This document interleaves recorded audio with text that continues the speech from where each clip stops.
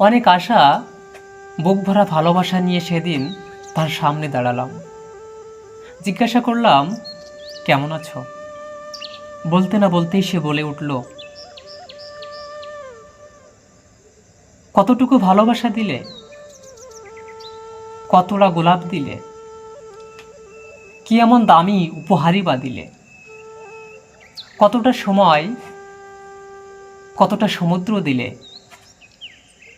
কটি নির্ঘুম রাত দিলে, কফোটা জল দিলে চোখে।